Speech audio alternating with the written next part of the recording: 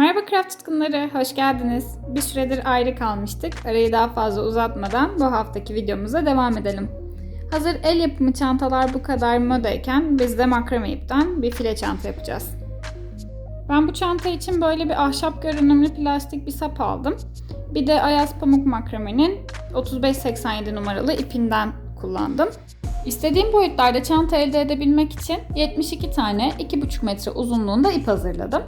Bu iplerin 36 tanesi bir sapa denk gelecek, 36 tanesi diğer sapa eklenecek. Bunları ben bu şekilde 6 bölmeye 6'şerli olacak şekilde yerleştirdim. Şimdi size ipleri nasıl yerleştirdiğimi anlatacağım. Öncelikle 2,5 metre uzunluğundaki iplerimi tam uçlarından denk gelecek şekilde ikiye katlıyorum. Daha sonra sapımı alıp bunu yerleştireceğim. Bu noktada dikkat etmemiz gereken, daha doğrusu benim tercih ettiğim bu düğümlerin yukarı bakması olacak.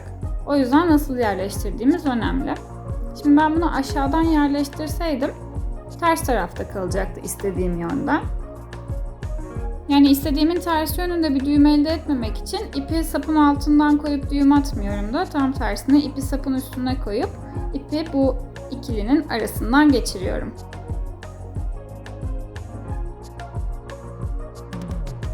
Daha sonrasında düzgün durabilmesi için birazcık sıkıştırıp onların hepsini aynı yöne doğru çeviriyorum. İşte şimdi geldik en önemli kısma, yani modeli nasıl oluşturacağımıza. Modeli oluştururken hem sağdan hem soldan ilerleyeceğiz ve dörtlülerle çalışacağız. Yani hep elimizde 4 tane ip olacak. O yüzden siz sayınızı belirlerken de 4'ün katları olmasına dikkat edin. Bu şekilde modeli kuracağız çünkü. Şimdi sizin kafanızı karıştırmaması için iplerimi kenara aldıktan sonra düğümleri nasıl attığımı anlatacağım. Öncelikle bu 4 tane ipi düzeltiyorum. Ortadaki ikiliye dokunmayacağım. Öncelikle isterseniz sağdakinden ya da soldakinden başlayabilirsiniz. Hiç fark etmez. Böyle bir D ya da C şekli de diyorlar. Oluşturmamız gerekiyor ilk olarak. Sonra diğer tarafta kalan ipi bunların üstüne alıyoruz. Şu an çok net görebilirsiniz. Tam buradaki üçlüyü kaldırıp daha sonradan aldığımız ipi bunun altından geçireceğiz.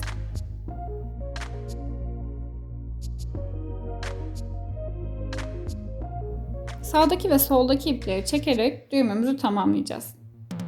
Bu şu an bir model sayılmıyor. Sadece bir tane düğümü nasıl atacağınızı gösterdim. İlk başlarda bunları en yukarıya doğru sıkıştıracağız. Daha sonrasında modelimizi genişleteceğiz.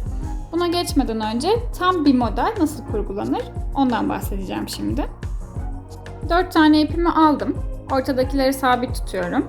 Ben sol baştan başlamayı tercih ettim ama sağdan da başlayabilirsiniz, fark etmez. İlk düğümümü atıyorum. Bu bir model etmiyor. Biz bunları hep çifter yapacağız. Yani şimdi bir de aynısını sağdan attığım zaman bu bir model olmuş olacak ve biz hep bu ikilileri kurgulayarak ilerleyeceğiz. Yani her seferinde bir soldan bir sağdan 2 tane düğüm atmış olacağım. İşte tam da şimdi her sırada her 4 ip için yapacağım bir tane düğme elde etmiş oldum. Bir daha görebilmeniz için bir dörtlü ipten daha aynısını yapıyorum.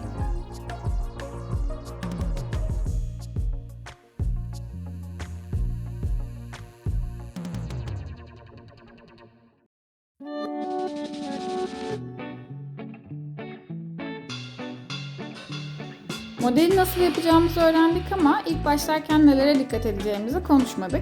Onları da şimdi anlatacağım. İlk başta en baştaki, yani yine sağ ya da sol fark etmez, ilk dörtlüyü alarak başlıyoruz. Ama ikinci sıraya geçtiğimizde bunu bu şekilde devam ettirmeyeceğiz. En baştaki ikiliyi kenarda bırakacağız. Onun yanındaki dörtlüyü alacağız. Bu şekilde bütün ipler birbiriyle tam olarak bağlanmış olacak. Şimdi ben ikinci sırada olduğum için baştaki ikiliyi bir kenarda bıraktım ve yanındaki dörtlüye modelimi kuruyorum. Yani bir sırada en baştan başla, bir alt sıraya geçtiğinde 2 taneyi kenarda bırak şeklinde ilerleyecek. Gördüğünüz gibi sırama 2 taneyi kenarda bırakarak başladığım için bitişte de 2 tane ipim arttı.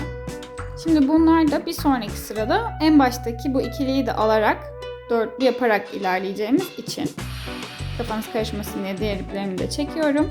Şimdi burada dikkat etmemiz gereken minik bir püf noktası var. Modelimizi kurarken yine aynı şekilde kuracağız. Orada hiçbir sıkıntı yok. Hatta şu an hemen yapalım.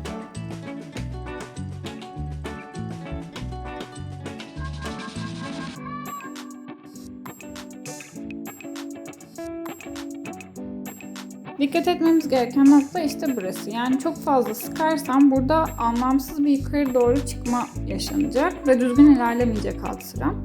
O yüzden hafif bir boşluk bırakıyorum orada. Çok fazla sıkıştırmıyorum ki bir önceki sıra boyu kadar boşluğu verdiğim zaman alt sıram düzgün ilerlesin.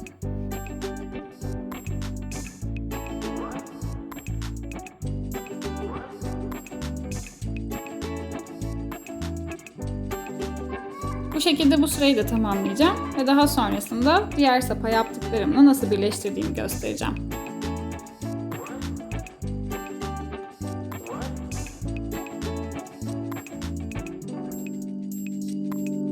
Her iki sapa da bu şekilde düğümlerimi attım. İlk başlarda sıkı bir model istedim. Bunun için kaç sıra yaptığıma bakalım. 1, 2, 3, 4, 5 sıra kadar yapmışım. Kullanış açısından çantanızın ağzının ne kadar geniş olmasını istiyorsanız buradaki bu sıkı modeli o kadar ilerletebilirsiniz. Öteki sapımı da aldıktan sonra yine elimde 4 tane ip olması gerekiyor ve bağlantı noktası olması gerekiyor. Bunun için yapacağım şey çok açık aslında. Bir saptaki ikiliyle diğer saptaki ikiliyi alıp aynı modelime devam ettireceğim. Bunu daha iyi görebilmeniz için şu şekilde gösterebilirim. Yine aynı şekilde ortadaki ikiliyi sabit tutacağız ve az önce yaptığımız gibi sağdan soldan ilk düğümümüzü gayet sıkı bir şekilde atacağız.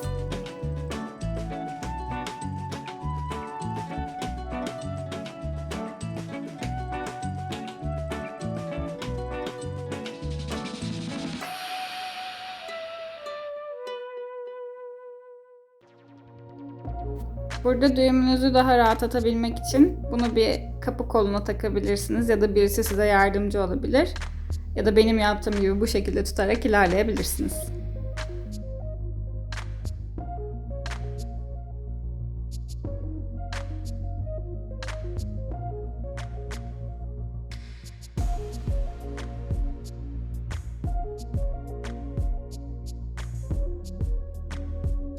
Evet, bu şekilde birleştirmiş oldum ve bu benim bir sonraki sıram için attığım ilk dörtlü oluyor.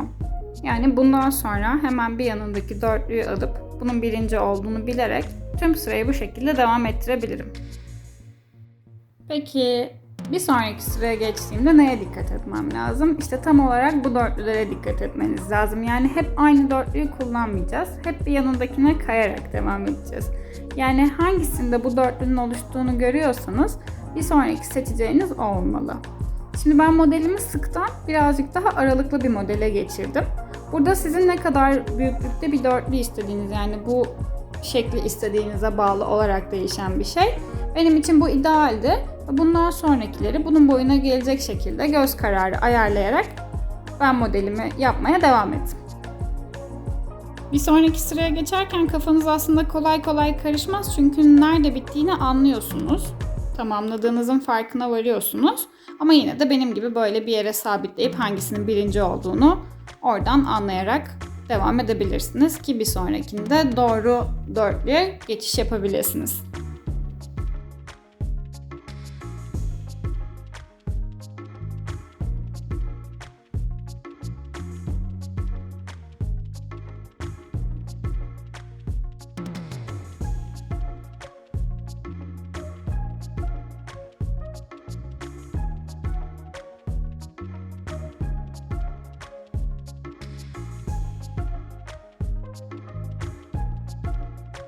Çantam istediğim boya gelene kadar ben düğümlerimi atmaya devam ettim.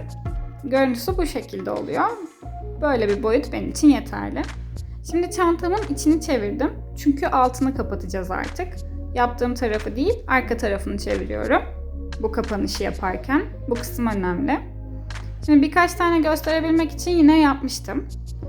Farklı kapatma yöntemleri var. Kimisi direkt düğüm atmayı tercih ediyor. Ben burada birazcık daha sağlam bir kapanış elde edebilmek için, yani ağırlık koyduğumda güvenebilmem için önlü arkalı düğümleri birleştirmeye karar verdim. Yani aynı dörtlüyü yana doğru değil de bu sefer önüyle arkasındakileri birleştirerek, yani elimde 8 tane ipim olacak. 4 ayıracağım. Sağdaki için bir düğüm, soldaki için diğer düğümümü yapacağım. Bu şekilde aslında altını kapatmış oluyorsunuz. Bunun üstüne de ben tekrar düğüm atacağım ama garanti olması adına. Bunları birazcık daha sıkı yapıyorum çünkü artık modeli büyütmeyeceğim. Benim için dayanıklılık ve orasının güçlü olması önemli. O yüzden sıkı bir şekilde buraya düğümümü atıyorum.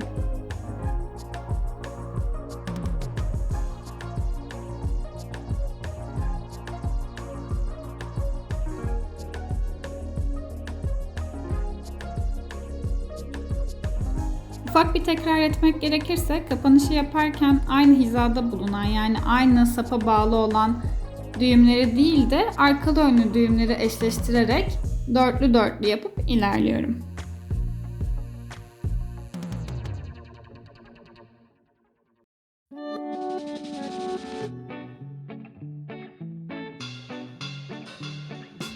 Sonuncuya da sıkıca aynı işlemi uyguladıktan sonra aslında gördüğünüz gibi ben çantamı kapatmış oldum. Şu an bu şekilde de bıraksam sağlam bir çantam olmuş olur. Ancak yine de garanti olması için minik bir düğüm daha atacağım. Bu düğümlerim de şu şekilde olacak. Baştaki ikiliyi almayacağım. Onun yanındakilerle yine aynı mantıkla dörtlü oluşturur gibi düşünebilirsiniz, o modeli kurar gibi. Onları alıp bu şekilde birleştirip bu gördüğünüz düğümü atacağım. Bu düğümü de iyice ittiriyorum ki illerde herhangi bir açılma olmasın.